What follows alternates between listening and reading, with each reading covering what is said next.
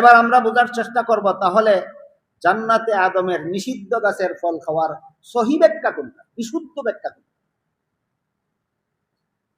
সারা মুসলিম বিশ্বে যে সমস্ত হকপন্থী মুফাসসিরিনে কেরাম নির্ভরযোগ্য যত তফসিরের কিতাব লিখেছেন, সবগুলি তফসিরের কিতাবে জান্নাতে আদমের নিষিদ্ধ গাছের ফল খাওয়ার বিশুদ্ধ ব্যাখ্যা, একাধিক ব্যাখ্যা লেখা আছে।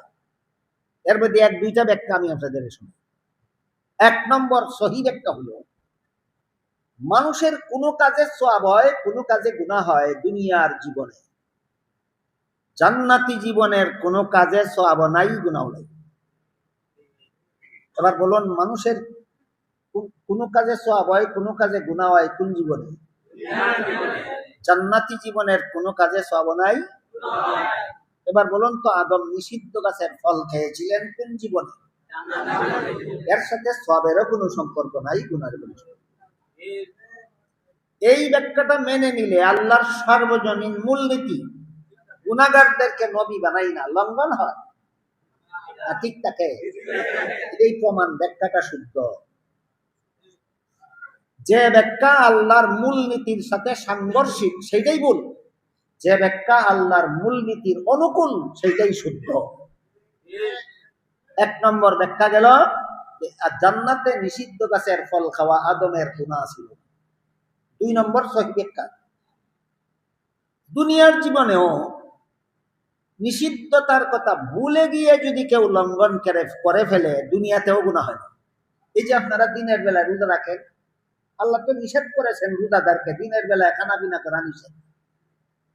আল্লাহ বলেন, ফাকুলু ওয়াশরাবু হাত্তা ইয়াতাবায়্যানা লাকুমুল খাইতুল আবয়াদু মিনাল খাইতিল আসওয়াদি মিনাল ফাজর সুম্মা আতিম্মুস সিয়ামা ইলাল লাইল।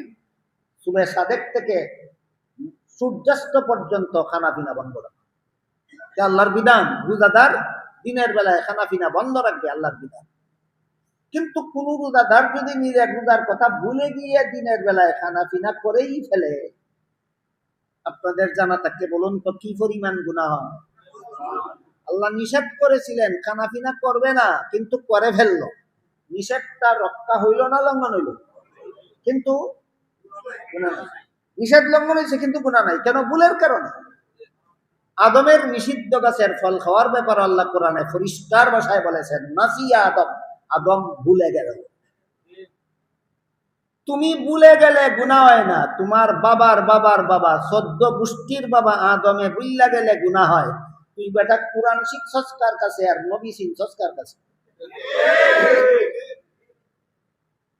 সুতরাং আদমের জান্নাতে নিষিদ্ধ গাছের ফল খাওয়ার দুইটা ব্যাখ্যা আছে, একটা শুদ্ধ, একটা ভুল।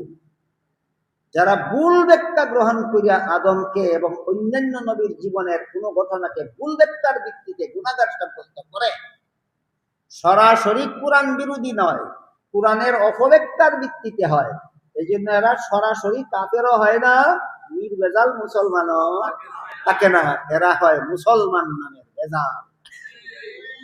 হাদিস শরীফে রাসূল করিম সাল্লাল্লাহু আলাইহি ওয়াসাল্লাম এইরকম ভেজাল মুসলমানদের দলের সংখ্যা বলেছেন 72। ভেজাল মুসলমানের দল এর সংখ্যা 72টা। এই 72টা দলের উল্লেখ করে হাদিস শরীফে আল্লাহ রাসূল বলেছেন, সিনতানে ওয়া সাবউনা ফিন্নার, 72 দল মুসলমান জাহান্নামী হবে শুধু ইসলামের নামে ভ্রান্ত মতবাদের কারণে। কিসের কারণে? ভ্রান্ত মত। ইসলামের নামে এমন ভ্রান্ত মতবাদ যারা পোষণ করে, এদের নামাজ, রোজা, ইবাদত, বন্দেগী এদেরকে জাহান্নাম থেকে বাঁচাতে পারবে না। ভ্রান্ত মতবাদী মুসলমান জাহান্নামী, আমল ভালো হইলে এই জাহান্নাম থেকে বাঁচতে পারবে না। তাইলে আমল আগে, আমল শুদ্ধ আগে না আকীদা শুদ্ধ আগে? এই কথাটা আজকাল অনেক মুসলমান বুঝতে রাজি না। আগে নামাজ শুদ্ধ করবো না আগে নবীরে বেগুনাহ বিশ্বাস করবো? নবীরে গুনাহগার বিশ্বাস করে নামাজ শুদ্ধ করো, এই নামাজ তোমাকে জাহান্নাম থেকে বাঁচাতে পারবে না। যদি জাহান্নাম থেকে বাঁচতে চাও, আকীদা শুদ্ধ করো, নবীরে বেগুনাহ বিশ্বাস করো। একটা আকীদার কথা বলা, এরও অনেক আকীদা আছে, এগুলি আগে শুদ্ধ করতে হবে, তা না হইলে নামাজ, রোজা, ইবাদত, বন্দেগীর দ্বারা জাহান্নাম থেকে বাঁচা যাবে না। যেহেতু হাদিস শরীফে আল্লাহ রাসূল বলেছেন, ভ্রান্ত মতবাদের কারণে ৭২ দল মুসলমান জাহান্নামী হবে। বুঝা থাকলে এবার বলেন, আমাদের আমল শুদ্ধের গুরুত্ব বেশি না আকীদা শুদ্ধ করার গুরুত্ব বেশি? আজকাল অনেক মুসলমান আকীদা শব্দটা শুনলেই নাক চিৎকায়। উনি আছে ওনার আকীদা নিয়ে, আমরা আছি আল্লাহর দিন কায়েম নিয়ে। ভ্রান্ত আকীদা পোষণ করার নাম দিন কায়েম। ১ নম্বরের দিন কায়েম হইল বিশুদ্ধ আকীদা পোষণ। বিশুদ্ধ আকীদা পোষণ করা দিন কায়েমের প্রথম স্তর।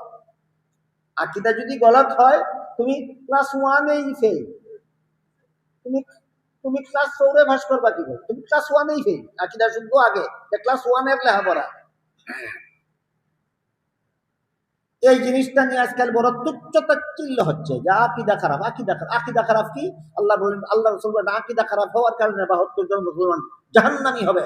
এদের নামাজ রোজা এদেরকে জাহান্নাম থেকে বাঁচাতে পারবে না।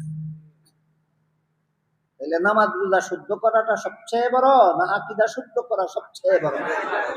আকীদা শুদ্ধ করা সবচেয়ে বড়। এই গেল আল্লাহর এক প্রকার বিধিবিধান, যেগুলি অন্তরে বিশ্বাস করতে হয়, শরীরের অঙ্গ প্রত্যঙ্গের দ্বারা পালন করার মতো কিছু নাই, শুধু অন্তরের দ্বারা বিশ্বাস করতে হয়।